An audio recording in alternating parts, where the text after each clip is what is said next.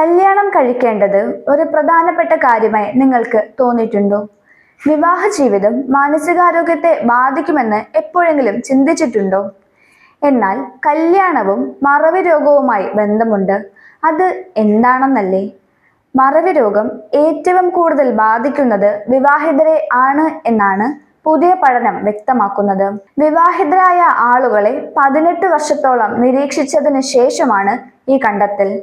വിവാഹം കഴിക്കാത്തവർക്കും വിവാഹബന്ധം വേർപിരിഞ്ഞവർക്കും മറവി രോഗം ഉണ്ടാകാനുള്ള സാധ്യതകൾ വളരെ കുറവാണ്. 24,000-ലധികം അമേരിക്കൻ പൗരന്മാരെ നിരീക്ഷിച്ചതിന് ശേഷമാണ് വിദഗ്ധർ ഈ പഠനം പൂർത്തിയാക്കിയത്. വിവാഹം എന്നത് ഒരു മനുഷ്യന്റെ മാനസികാരോഗ്യത്തെ വളരെയധികം സ്വാധീനിക്കുന്ന ഒന്നാണ്. ദാമ്പത്യ ജീവിതത്തിൽ പൊരുത്തക്കേടുകൾ ഉണ്ടാകാത്തവർ ഇല്ല.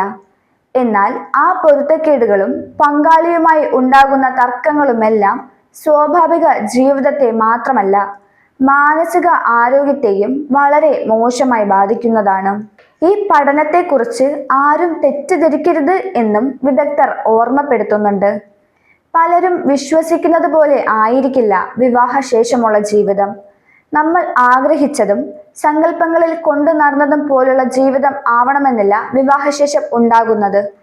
ഇത് പലപ്പോഴും മാനസിക സമ്മർദ്ദം ഉണ്ടാകാൻ കാരണമായേക്കാം എന്നാണ് ഈ പഠനം കൊണ്ട് ചൂണ്ടിക്കാട്ടുന്നത്. ഇന്ത്യയിലും ഇതേ അവസ്ഥ തന്നെയാണ് എന്നാണ് ഗവേഷകർ അവകാശപ്പെടുന്നത്.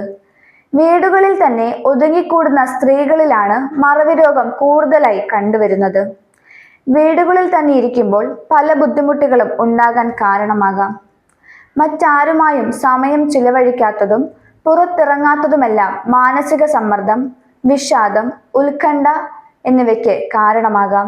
ഇതുമൂലം മറവി രോഗം ബാധിക്കാനുമുള്ള സാധ്യത വളരെ കൂടുതലാണ്. ഇവിടെ വിവാഹമല്ല വില്ലനായി വരുന്നത്, ദാമ്പത്യ ജീവിതം എങ്ങനെ ജീവിക്കുന്നു എന്നതാണ്.